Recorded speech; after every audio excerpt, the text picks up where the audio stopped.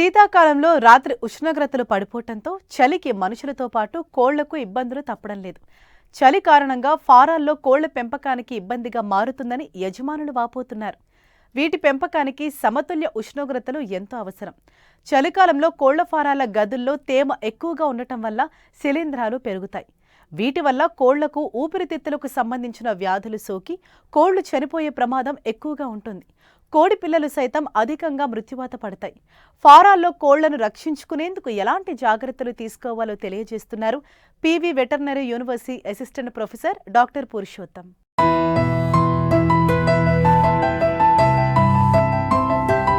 మారుతున్న వాతావరణ పరిస్థితులకు అనుగుణంగా చాలామంది రైతులు వ్యవసాయం ఒక్కటే లాభసాటి కాదని గ్రహించి వ్యవసాయ అనుబంధ రంగాల్లో ఒకటైన బాయిలర్, లేయర్ కోళ్ల పెంపకం చేపట్టి అధిక లాభాలను పొందుతున్నారు.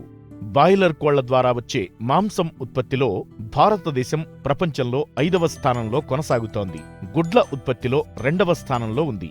బాయిలర్ కోళ్ల పెంపకం కొంత శ్రమ, అధిక రిస్క్ అయినప్పటికీ సంవత్సరం పొడవునా స్థిరమైన ఆదాయాన్ని పొందవచ్చు. సాధారణంగా శీతాకాలంలో వాతావరణం అధిక తేమ కలిగి ఉంటుంది. దీంతో కోళ్లలో అనారోగ్య సమస్యలు తలెత్తుతాయి. చలికాలంలో కోళ్లు ఉంచిన గదిపై ప్రత్యేక శ్రద్ధ వహించాలి. కోళ్లకు వెచ్చదనం ఉండేలా షెడ్డు చుట్టూ పరదాలు అమర్చాలి. లేదంటే కోళ్లు చనిపోవడంతో పాటు రైతుకు నష్టం కలిగిస్తుంది. అలాగే విషవాయువులు బయటకు వెళ్ళుటకు, స్వచ్ఛమైన గాలి లోపలికి రావడానికి తగిన మోతాదులో గాలి ప్రసరణ ఉండేటట్లు చూసుకోవాలి. దాణా, నీరు ఏ విధంగా ఇవ్వాలి, కోళ్లను వెచ్చగా ఉంచేందుకు పెంపకం విషయంలో తీసుకోవాల్సిన జాగ్రత్తలేంటో తెలియజేస్తున్నారు రాజేంద్రనగర్లోని PV Narasimha Rao veterinary college assistant professor doctor Purushottam. చిన్నపిల్లల్లో మనకు అధికంగా ఈ శీతాకాలంలో బాగా నష్టం ఉంటుంది. ఏ విధంగా అంటే చిన్నపిల్లల్లో మనకి ఈకలు అనేది డెవలప్ కాదు. సో దానివల్ల చలిని తట్టుకునే శక్తి అనేది చాలా తక్కువ ఉంటుంది. అదే కనుక మనం పెద్ద కోళ్ళల్లో చూసుకున్నట్లయితే శీతాకాలంలో కొంచెం ఎఫెక్ట్ అనేది చాలా తక్కువ ఉంటుంది. జాగ్రత్తలు పాటించాల్సింది ఏంటంటే బ్రూడింగ్ స్టేజ్ అంటే మనం ఒక హీట్ సోర్స్ అంటే వేడిని కల్పిస్తామంట, కృత్రిమంగా వేడిని కల్పిస్తుంటాం. సో ఇందులో చాలా రకాలుగా మనం వేడిని అనేది మెయింటైన్ చేయొచ్చు. ఎలా అంటే కిరోసిన్ ద్వారా కానీ, బొగ్గు ద్వారా కానీ, గ్యాస్ ద్వారా కానీ, సో ఇలా పలు రకాలుగా మనం యూజ్ చేసుకుంటూ మనం హీట్ అనేది అంటే వేడిని ఉత్పత్తి చేయొచ్చు. తొలి దశల్లో అంటే ఫస్ట్ డే నుంచి చూసినట్లయితే 95 డిగ్రీ ఫారెన్హీట్ అనేది మెయింటైన్ చేయాలి మనం. సో అది ఎటువంటి ఇబ్బంది కాకుండా ఉంటుంది అన్నమాట. స్టార్టింగ్ స్టేజ్లో మనం ఒక 2 వారాల వరకు మెయింటైన్ చేయాల్సి వస్తుంది. ఇందులో మనం జాగ్రత్తలు ఏంటంటే టెంపరేచర్. సో ఏదైతే ఉష్ణోగ్రత ఉందో అది చాలా ఇంపార్టెంట్. 2వ వారానికి 5 డిగ్రీ ఫారెన్హీట్ తగ్గిస్తూ అలా 4 వారాల వరకు మనం తీసుకురాగలం. దీంతోపాటు చూడవలసింది ఏంటంటే వెంటిలేషన్. బొగ్గు వాడడం వల్ల కొన్నిసార్లు కొన్ని హార్మ్ఫుల్ గ్యాసెస్ ఏదైతే కార్బన్ మోనాక్సైడ్ ఉందో, కార్బన్ డైఆక్సైడ్ ఉందో అది లోపలే ఉండిపోతుంది. సో ఇంకా చిక్స్కి ఇబ్బంది కలిగే ఛాన్సెస్ ఉంటాయి. సో అందువలన మనం ఎగ్జాస్ట్ ఫ్యాన్ కానీ, చిన్న వెంటిలేషన్ కానీ ఓపెన్ చేయగలిగితే సో ఎటువంటి హార్మ్ఫుల్ గ్యాసెస్ ఉందో అవన్నీ బయటికి వెళ్ళిపోతుంటాయి. 3వది తేమ శాతం. సో ఈ తేమ శాతం చాలా ఇంపార్టెంట్ అండి. ఈ శీతాకాలంలో చాలా ఎక్కువ ఉంటుంది. సో ఈ తేమ శాతం అనేది 55 నుంచి 60% ఉండాలి. సో దీనికంటే ఎక్కువ ఉన్నట్లయితే ఏమవుతుందంటే ఏదైతే లిటర్ మనం వాడే బెడ్డింగ్ మెటీరియల్ ఏదైతే ఉందో అది తేమ శాతం ఎక్కువ ఉండడం వల్ల గడ్డగట్టడము, మనకు కొన్నిసార్లు ఫంగల్ ఇన్ఫెక్షన్ రావడము అలా జరుగుతుంటుంది. ఇది మనం దృష్టిలో ఉంచుకొని ఒక లిటర్ మెటీరియల్ ఏదైతే మనం బెడ్డింగ్ మెటీరియల్ యూజ్ చేస్తున్నామో అందులో తేమ శాతం 25 నుంచి 30% ఉండేటట్లు చూసుకోవాలి. అదే కనుక మనం పెద్దవాళ్ళు చూసుకుంటే, అయితే పెద్ద కోళ్ళలో చూసుకుంటే కనుక బ్రాయిలర్స్లో మనకు శీతాకాలంలో బాడీ వెయిట్ గెయిన్ అంటే చాలా బాగుంటుంది.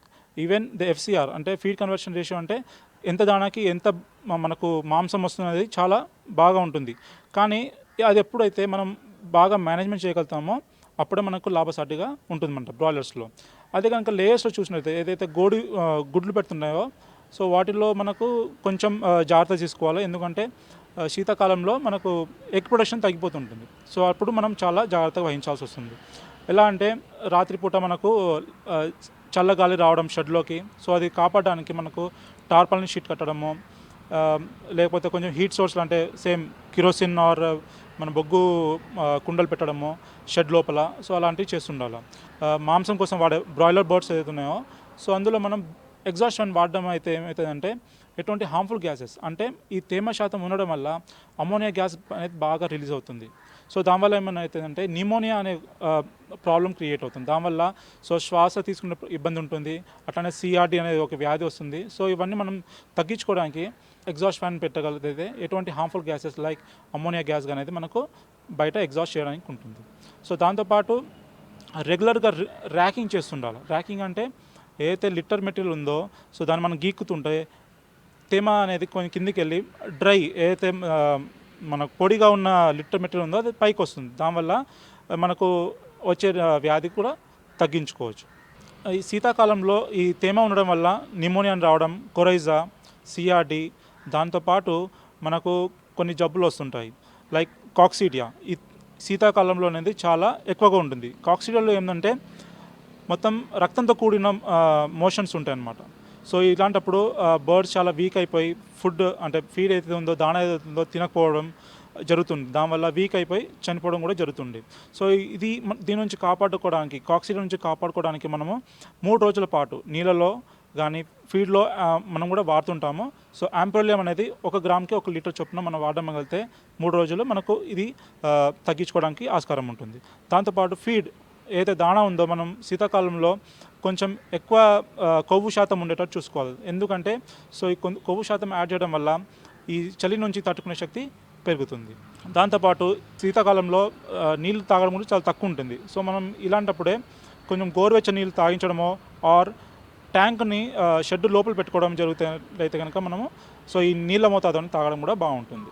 కోళ్లకు తాజా నీరు, దాణా మాత్రమే అందించాలి. పశువైద్య నిపుణుల సూచనల మేరకే తగిన మోతాదులో ఆక్సిటెట్రోసైక్లిన్, సప్లాడిమిడిన్ వంటి యాంటీబయాటిక్స్, ఇతర శానిటైజర్లు, విటమిన్లు, దాణా, నీరు ఇవ్వాలి.